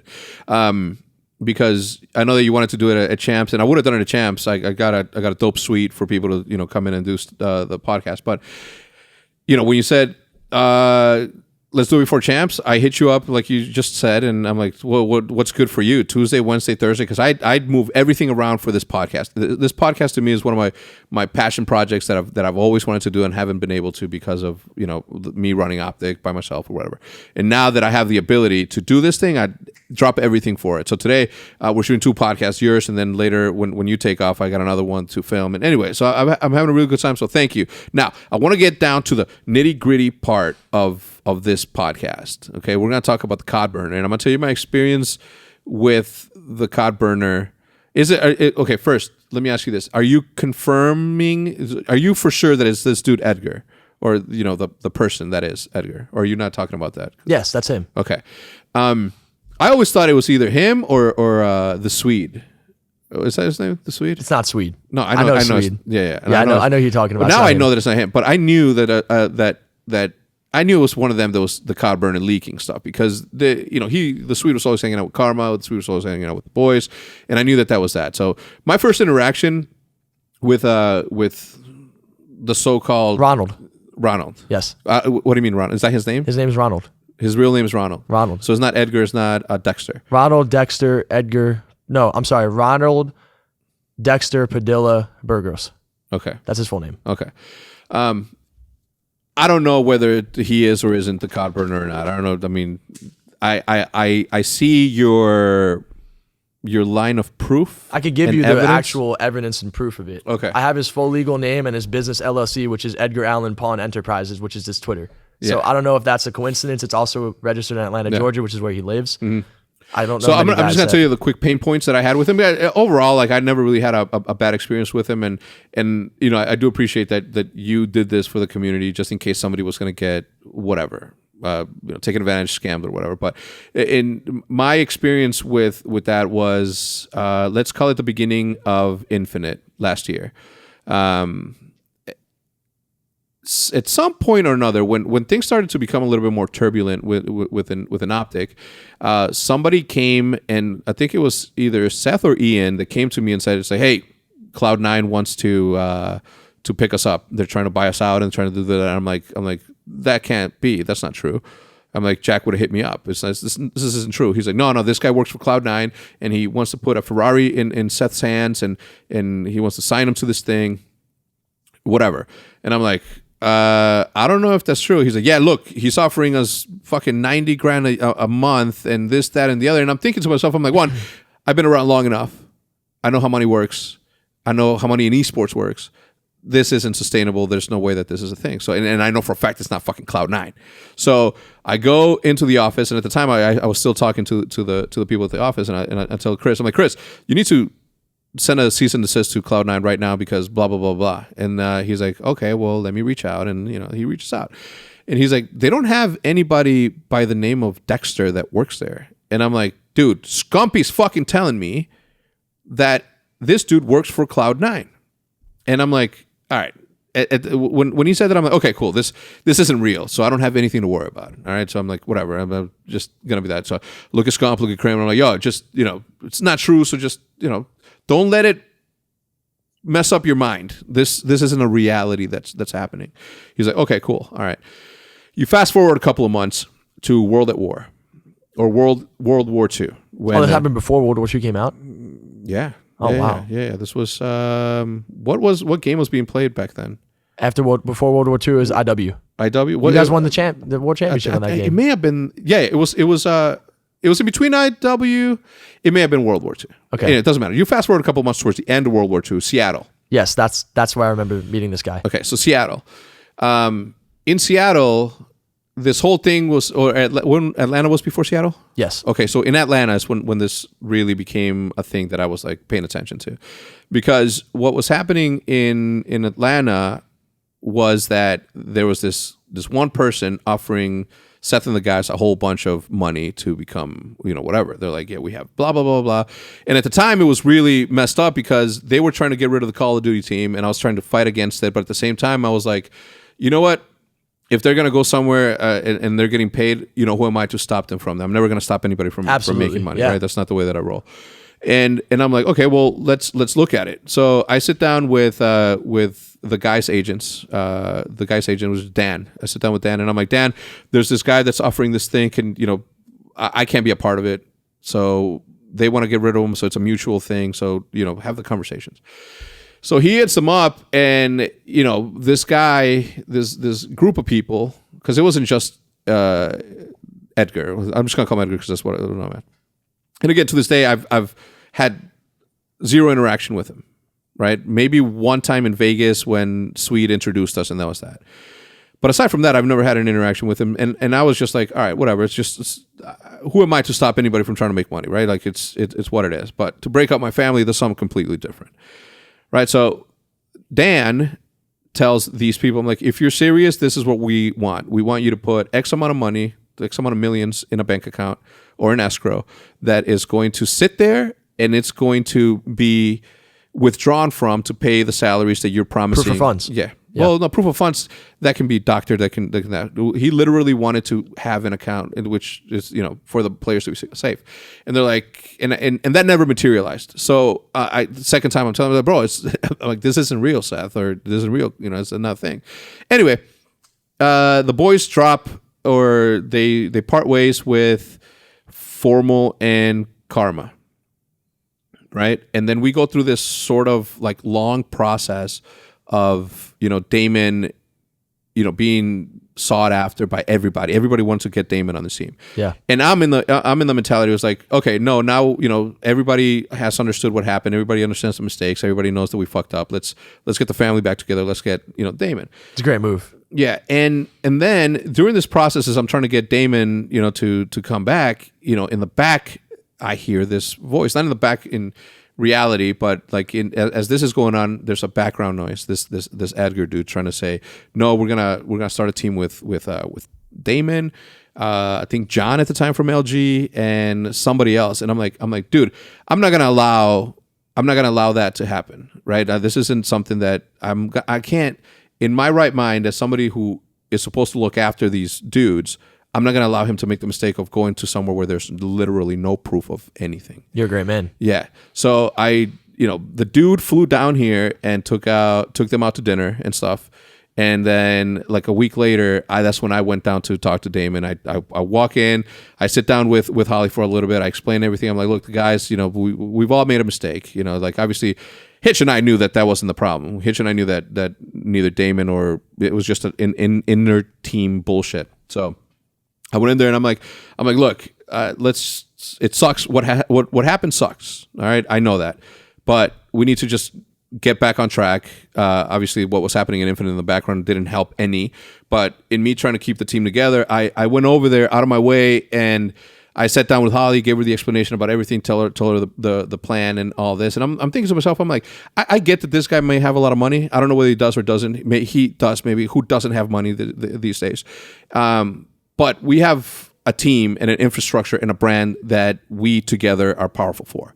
So I sat down with them, and then I walk in, and he's playing Rust. I walk into his room, and I'm like, yo, let's talk for like 5 minutes. You can continue to play, just hear me out. Then I give, I have a very cool conversation with Damon about what was happening with that, and he said, well, if you can do this, this, and that, I'm okay with coming back. And well, one of the things was like, if Seth can come back and leave LA and can dedicate time to be on the team and be for the team, then I'm okay with that. That was like his only request, aside from whatever else. But the number one thing that he wanted to do was to make sure that Seth was still in it for the right reasons, and he wasn't going to be distracted like he was distracted those years. And I said, yeah, I guarantee you that that's the thing. So I get on the phone with Seth, and I'm like, all right, Seth, here's the deal. I just went to bat for you. I went to bat for the team. I convinced Damon to come back, but you have to move to Texas within now. That's when Seth moved here. You're a good man for doing all this, by the way. Well, I have to do that. Like I felt like I had to do that. I still feel like I have to do that. It's the right thing to do, and you did what you had to do. Yeah, and Seth moves in, and I tell Seth, I'm like, all right, so your house is instantly going to be ready, but you're going to live at my house. You're going to train out of the Hecz quarters or out of my house, whatever you want. But you're going to be. This is a team thing. And that was when we were here. Mm-hmm. That's when we were practicing with you guys. Yep. But it's good times. Those the thing. I had to get Seth out of the bad situation that he was in over there, and I gladly did it. It's not. People get caught up in their own shit to where they don't often see what's bad for them. So I had to make sure, like always and forever, that he understood that there's a better path that he can be a part of. So he's lucky to have you. Yeah, I think so, and I'm lucky to have him and all my friends. Anyway, so he finally gets here in that, and I had this interaction with him that one time in Vegas, and they're like, yeah, Damon was going to leave to go this. I'm like, Damon was never going to leave to go that. There was no way in my brain that I was going to allow that ever to happen. So I never saw that as a possibility as much as it was a maybe. Right? There was no possible way that Damon would have gone, because he's a smart dude at the end of the day. But all you had to do was show him facts. You know what I'm saying? Like, show him the facts. I mean, this is why you're staying. But they're like, yeah, he's like, oh, you don't think that Damon would have left your team? And I'm like, no, we're OpTic, and this is his home, and we're more than just a team. We're a family. But yeah, that was the interaction that I had with him. And again, I don't know. To this day, I can't put my finger on it. And in what other world besides the Call of Duty competitive world could that have ever happened? That somebody infiltrates the community in such a way that this dude did? Young, naive people. You think that that's what it was? Just somebody flashed money and that? But I don't get it, because my people have a lot of money. You know what I'm saying? Like, Seth's not poor, Ian's not poor, Karma's not poor. You know what I'm saying? Like, what do you think was it? What sort of? Because it couldn't have been just a couple of dinners. I buy dinners for my boys all the time. Like, the time. You should have seen the look on Crim6's face when you mentioned the name Dexter in Seattle. You should have seen how tunnel vision he was on being around Dexter. He just wanted to hear more of what this man had to say. Mm-hmm. It just goes to show how manipulative this guy is. Because I sat down with him for one dinner, which he just showed up with me and my teammates and paid for their food. And I was like, that's a red flag. You don't do that. That's weird. He doesn't know any of these guys like that. He knew Rallied, but that was it. And then at the casino in Seattle, when Crim6, Scump, me, and a couple other guys went out to play blackjack, he showed up and he played blackjack with us for probably like an hour or two. And I didn't really care. What were the size of his bets? $50, $100.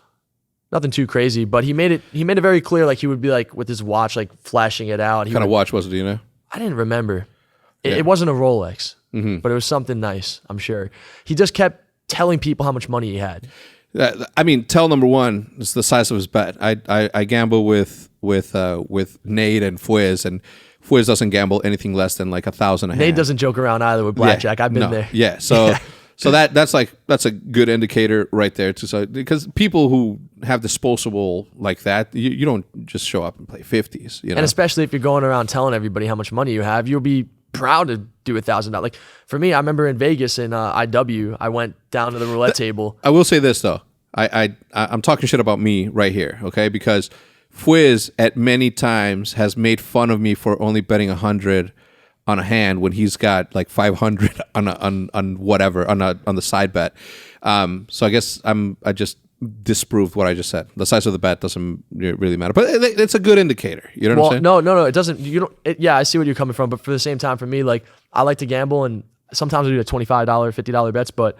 One time in IW, it was roulette. I see all the pros around, and I thought it'd be a cool idea for me to just take $1,000 and put it on black and see what these pros' faces look like when I win and just walk away. I lost. I felt like an idiot. Yeah. So I'm talking shit about myself right now. Yeah. Just because if you have some money doesn't mean that you got to spend the money, save the money, invest the money. Be practical with things. Yeah. But anyways, he was betting some small bets, and I had an experience I want to talk about in Nashville when we won the first event for Faze. This is why I'm so passionate. A lot of people think I went crazy, but I think you need to really dig deep into these things to find out dirt on people like this because it's very important to just acknowledge and publicize these things. Yeah. I even reached out to this guy in the DMs and I told him, listen, I don't want people to be sending you death threats. I don't know you like that, but I don't want you to be in harm and I don't want you to be in trouble. I don't want you to feel like your life's at risk. I mean, that's kind of crazy, man. You know, so like, just tell me what's going on, and I'll help you. Like, I'll make a video. I'll apologize if I need to. I'll do whatever I need to do to fix this for you because I'm just trying to put it out there for people not to just trust anybody because I went through this myself when I was on Faze. But I remember at the blackjack table, he told me that he worked at Goldman Sachs, and I said, "Oh, do you know my uncle?" And I'm not gonna say his name just because he's really private. And I was like, "Oh, do you know him?" He's like, "Yeah, he's a douche." And I was like, what? Like, what? Are you kidding me? So I called up my aunt and I'm like, hey, could you ask my uncle right now, like, if he knows this guy? He's like, oh, what's his name? I'm like, Dexter. He's like, there's only one Dexter. He works in Singapore. I was like, okay, this guy clearly is not who he says he is. So I texted Krim and I'm like, dude, just be careful.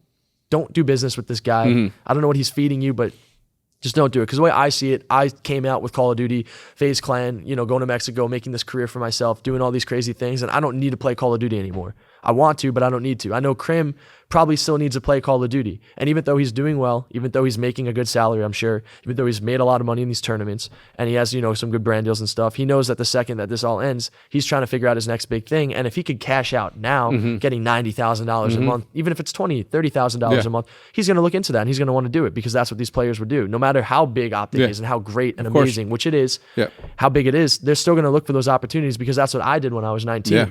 I met this kid back in Nashville right after we won the tournament. He was walking around showing his money. He was almost the exact same person as this guy, but they have no affiliation, which is really weird. Exact same personality, exact same scenario, walking around in suits, acting like he has all this money, saying how he wants to give me $10,000 a month back in 2014, which was crazy. I never made salary until World War II in Call of Duty. Who the fuck was wearing suits besides Hilton? This little kid named Justice. He was this 20-year-old kid. He was very odd and very awkward.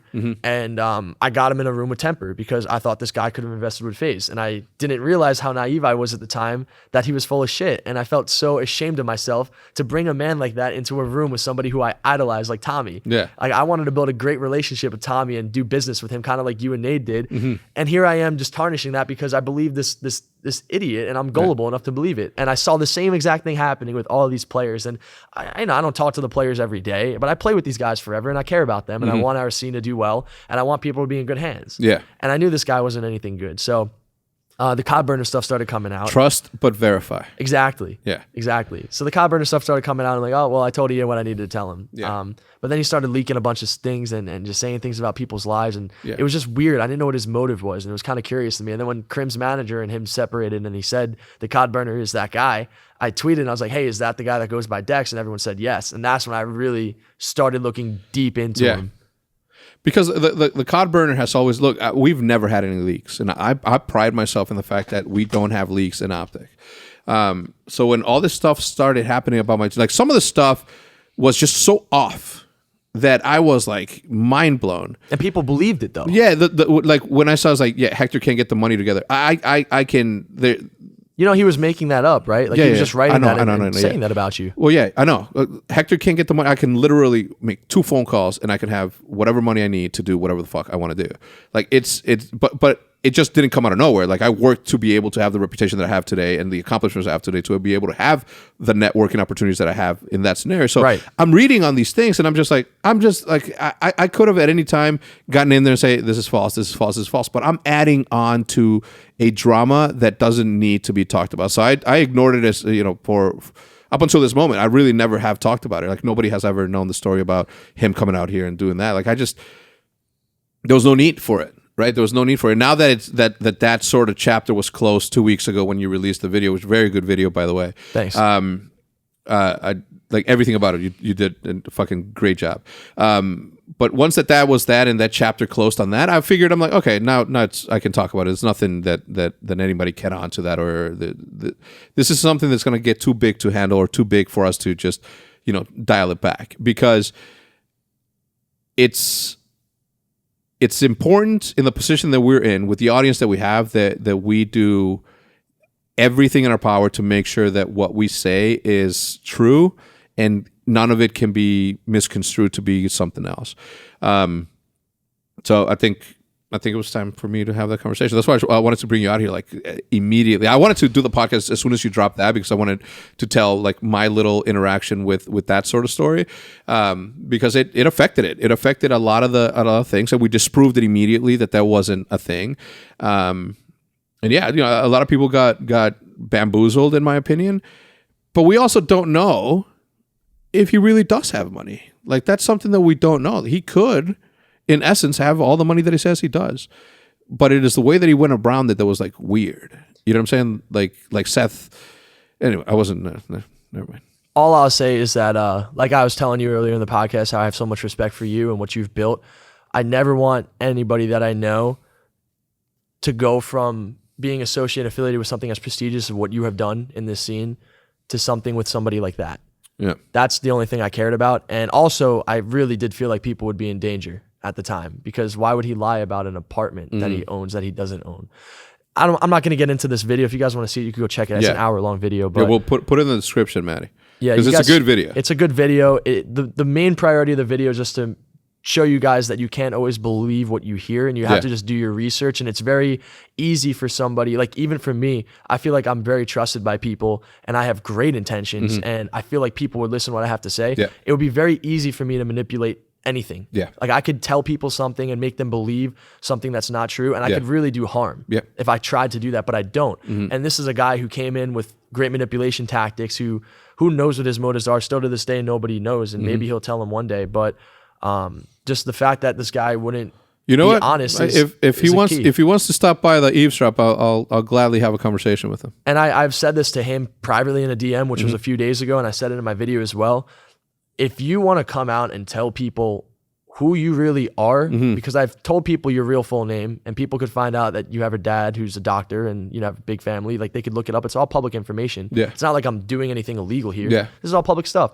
If you want to come out and just tell people who you really are, then go for it. And if things that I said about you were wrong in some way, then I'm going to come out and I'm going to admit that to people, because I don't want to slander or put wrong words in people's mouths. So, I just want to make sure that these players are in good hands. And as a player, as I guess an ex-player right now, and as a competitor and somebody who wants to be a part of the scene for years to come, I just think it's important that we all protect each other in that aspect. We don't have to all like each other. I'm sure people don't like each other. But when it comes to things like this, I think it's important that everybody comes together. Yeah, I agree.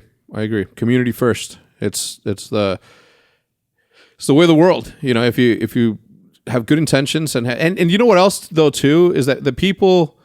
The whole people's like, I don't want to live a life where I just walk around being overly careful and I just don't trust nobody. It's just not the way that I am. I would hate to live a life where I got so bamboozled by somebody that I now can't trust anybody that I meet to that extent. I want to live a normal life where that sort of negativity is just not a part of what it is that I do on a daily basis. I want to look at somebody and always see the best in them, even when they can't see that for themselves, than to walk out and be like, this would look shady. Although, I do have a really good eye for shadiness, and I can see that shit coming from a mile away. But most of the time, I look at the positives in every single situation. You just have to. It's super... it's sad if you live a life where you can't trust anybody. And Absolutely. you're just jaded by life in a sense. Anyway, dude, thank you for stopping by. I don't have anything else to ask you, but I will ask you back at some point to maybe be on a podcast with other people, like a mixture of minds to talk about whatever is out there. Any shout outs, anything you want to say? No, just thank you for having me. I mean, this is really fun stuff. There's no other person in the Call of Duty scene I'd rather do a podcast with than you. I'm honored to be here right now. I'm thankful that you flew me out here. Hell yeah. I'll always take any time of the day to do things like this. I say it all the time. I love Call of Duty. I love the scene. I just want to help it and see it grow and just be an advocate for everybody. So I'm just happy to be here right now. And you proved it today, because yesterday I said, let me fly you out. And then you said, okay, cool. I just got to come in early and leave early, and done. So you literally just took a 7 hour flight there and back just to create a 1.5 hour podcast with me. And I appreciate you for that, brother. It matters. Thank you. Thank you very much. Yeah. Everybody, his information is going to be listed in the description down below. One last shout out to both ExpressVPN, DoorDash, and of course, Seagate. Thank you so much for sponsoring the podcast. And Dougie, thanks. Always a pleasure. Appreciate you, brother. Maddie, go ahead and hit him with that music.